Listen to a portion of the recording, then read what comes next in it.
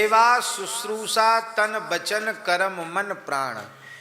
तन वचन कर्म मन और प्राण से सेवा शुश्रूषा का काम महाराज जी ने, सबकी सेवा,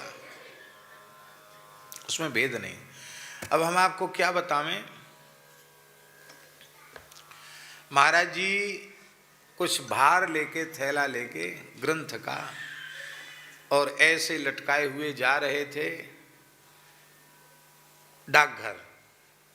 और ये जो अरुणदेव हनुमान जी है ना, ये रंग जी की छावनी है, उसके पहले अरुणदेव हनुमान जी यहाँ ऐसी चढ़ाई है। तो एक 18-20 साल का एक लड़का होगा, रिक्शा वाला, कोई बंगाली होगा, तो उसका ठिलिया वाला रिक्शा था, उसमें बहुत वजन था, तो उसका रिक्शा चढ़ नहीं रहा था, वो पीछे को आने लग गया। तो महाराज जी स्वयं पैदल थे और बड़ा भार उनके पीछे कंधे पर था, पर भार लेकर महाराज जी दौड़े। और हम पढ़ने जा रहे थे धर्मसंघ वाले गुरु जी के यहाँ, हम रंगलक्ष्मी विद्यालय से उधर होके धर्मसंघ वाले गुरु जी के यहाँ पढ़ने जा रहे थे। तो देख, पहचान में नहीं है कि महाराज जी हैं, पगड़ी बांधे थे, दौड़े बड़ी तेजी से, और दौड़कर अपना भार तो अपनी पीठ पर है, और बड़ी जोर से धक्का लगा करके वहां तक, ऊपर तक उसको चढ़ाया उन्होंने, और बोले हे उतरना नहीं, उतरना नहीं, डरो मत, डरो मत। और बस चढ़ गई गाड़ी, चढ़ गई, बोले चढ़ गई गाड़ी। और हम पीछे से दौड़ के, तब तक तो महाराज जी ने गाड़ी चढ़ा दी थी। अब हम आपसे पूछते हैं, कुछ रिक्शा वाले से उनका क्या स्वार्थ था? संसार में कहीं भी कुछ भी होता है, क्या स्वार्थ था उनका?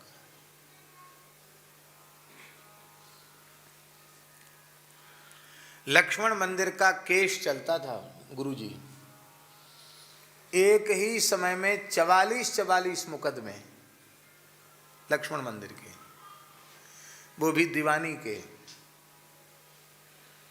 और महाराज जी मथुरा कचहरी जाते, क्योंकि तारीखें पड़ती रहती, तो वहाँ जाना पड़ता, हाजिर होना पड़ता। तो यहाँ से गिरिराज जी से, लक्ष्मण मंदिर से बढ़िया परोठा, साग, नमकीन, कुछ हलवा, अचार लेके जाते, और जिनसे केस चल रहा है ब्रजवासी, उनसे कहते भैया देखो बाजार का खाओगे पेट बिगड़ जाएगा, और ये लक्ष्मण जी की गैया का सुंदर घी का है, भगवान को भोग लगाया, हमारे अपने हाथ से बनाया, वो बढ़िया है, बहुत पवित्र है और भगवान का प्रसाद है, आप पाओ, तो तुम्हारे पैसा भी बचेंगे और स्वास्थ्य भी अच्छा रहेगा। ऐसा कोई कर सकता है जिसके साथ केस चल रहा हो, जो स्थान पे कब्जा किए पड़े हो, जिससे झगड़ा चल रहा हो, लड़ाई चल रही हो, उसको परोठा साग खिलाने वाला दुनिया में कोई है? अब उसको ये भी कहते कि देखो तुम्हारा केस कमजोर पड़ रहा है, वकील ठीक काम नहीं कर रहा है, ऐसे करना चाहिए, उसके केस को मजबूत कराते। और विचित्र बात, हाँ, यहां से महाराज जी जीत गए, सब केस जीत गए। तो हाई कोर्ट में उन लोगों ने, इलाहाबाद में, जिसको अब प्राचीन पौराणिक नाम प्रयागराज योगी जी ने कर दिया है, तो प्रयागराज में केस पहुंच गए। तो वहाँ हाई कोर्ट में जाना पड़ा। तो गिरिराज जी के बड़े बाजार के जिनसे केस चल रहा था, ब्रजवासी बोले बाबा तिहारी तो मौज है, संतन के आश्रमन में रुक जाओ, वहीं खाए को मिल जाए, और हम तो मारे गए बाबा। कैसे? बोले धर्मशालान में, होटलन में पैसा दे के रुकनो पड़े, रुपया देने पड़े, बाजार को खानो पड़े, कहा करें बाबा बड़े परेशान है। महाराज जी बोले परेशान मत हो, प्रयागे मुंडनम श्रेया, प्रयाग में मुंडन का बड़ा महत्व है, भद्र हो जाओ। और ब्रजवासियों पे चारों संप्रदाय गिरवी हैं, चाहे जो दीक्षा आवे सो तिलक लगा लो, चाहे गौड़िया, चाहे रामानुजी, रामानंदी, कोई सा तिलक लगा लो, और हम जहाँ रहते हैं वहाँ तुम्हारा आसन लगवा देंगे, बस हल्ला गुल्ला मत मचाना कि हम गृहस्थी हैं। तो वहीं आसन लगवा देंगे, और वहाँ प्रसाद पंगत में मिल जाया करेगा, तो मुफ्त में रहने की, मुफ्त में खाने की व्यवस्था हो जाएगी। ऐसा कौन कर सकता? अजात शत्रु। बोले हमारी आपसे शत्रुता नहीं है, तुम लक्ष्मण जी की, भगवान की संपत्ति पर कब्जा किए हुए पड़े हो, कुछ देते नहीं हो, स्थान की ऐसी स्थिति है, आप भगवान को मालिक स्वीकार करो, भगवान के सेवक बन के रहो। यही महाराज जी का बात पक्ष था। और हाई कोर्ट से गुरु जी जीत गए महाराज जी।